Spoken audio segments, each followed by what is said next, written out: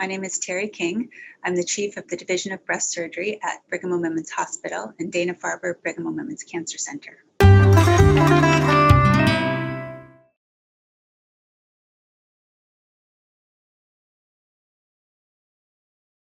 Management of the axilla after neoadjuvant chemotherapy follows different guidelines than management of the axilla in the upfront surgery setting. And the rationale for that is that if there were disease, either known or unknown, in the nodes prior to neoadjuvant chemotherapy, we expect that that disease has been impacted or affected by the treatment received. So we know that in patients who start out clinically node negative and receive neoadjuvant chemotherapy, we perform the sentinel lymph node biopsy procedure, and we feel very comfortable omitting lymph node dissection if their sentinel lymph nodes are negative. We now also have data from multiple large prospective studies, including ACOSOG Z1071, the Sentina trial from our German colleagues, and the SNFNAC trial, that we can also offer sentinel lymph node biopsy after neoadjuvant chemotherapy in women who start out with clinical N1 disease and have a good response to treatment. The difference between offering sentinel node biopsy to women with clinical N0 versus clinical N1 disease at the time of chemotherapy is, of course, the false negative rate of the procedure, and that's been documented again very nicely for us in these multiple studies. And our surgical techniques we've really refined them and have focused on trying to minimize the false negative rate in women who started out with node positive disease.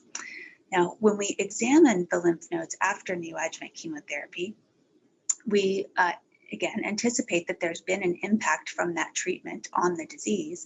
And so a micromet in the node after neoadjuvant chemotherapy does not have the same implications as a micromet in a lymph node in the upfront surgery setting.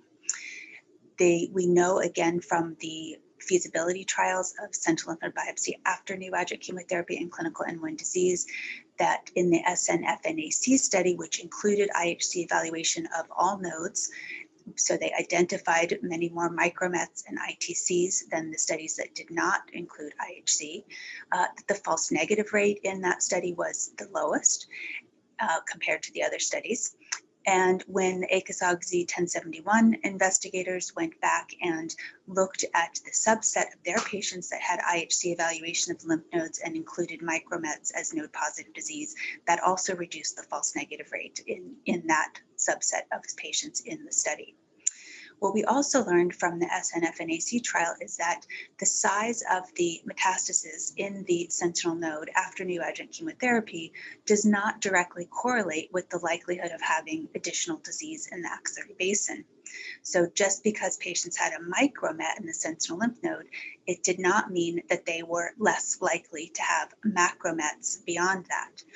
That was also shown in a nice retrospective analysis from Tracy Mu and colleagues at Memorial Sloan Kettering Cancer Center, where they went back and looked at the relationship between the size of the central lymph node metastases after neoadjuvant chemotherapy and the size of amount of and size of additional disease found in the axilla amongst women that had completion axillary lymph node dissection.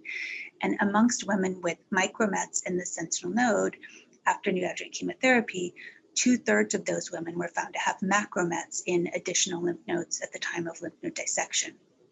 So unlike the upfront surgery setting, where we have, again, lots of data showing us that if you have only a micromet in your sentinel lymph node, the likelihood of having additional disease in the axilla is low, around 13%. And we know that amongst the women that had additional disease, that they had low volume residual disease. In contrast, however, after neoadjuvant chemotherapy, particularly in patients who start out with node positive disease, the finding of a micromet in the central lymph node at that time does not translate directly into low possibility of residual disease in the axilla, and it also does not have a correlation with the size of additional disease that you might find in the lymph node basin.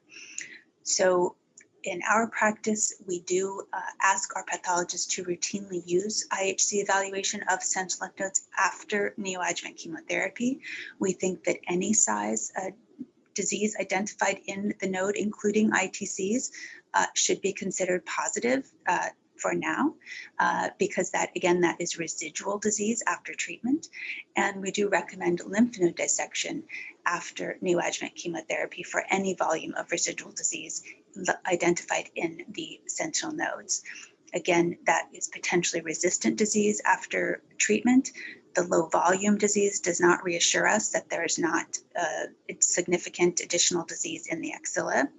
And finding that disease and removing it, we believe, is important not only, again, for optimizing local regional control, but also for providing our multidisciplinary colleagues with the full information about the extent of residual disease for making subsequent adjuvant therapy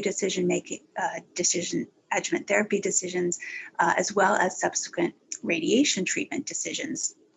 Now, I do want to mention importantly that there is an ongoing prospective randomized controlled trial where women who are found to have positive sentinel lymph nodes at the time of surgery after neoadjuvant chemotherapy, particularly the subset that starts out, again, clinical N1 and then goes to surgery and has a sentinel lymph node biopsy.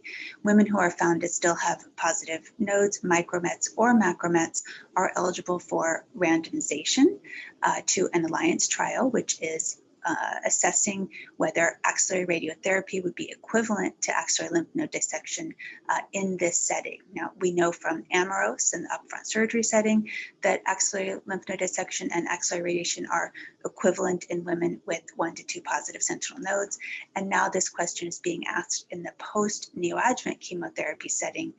If women still have residual disease in the sentinel nodes, is axillary radiotherapy equivalent in this setting as well? But outside of a clinical trial, any volume of disease in the sentinel nodes after neoadjuvant chemotherapy, we believe should be considered as positive and should warrant a lymph node dissection. And again, for the reasons that we discussed, we cannot assume that a micromet after neoadjuvant chemotherapy implies a low risk of additional disease or implies a low burden of additional disease.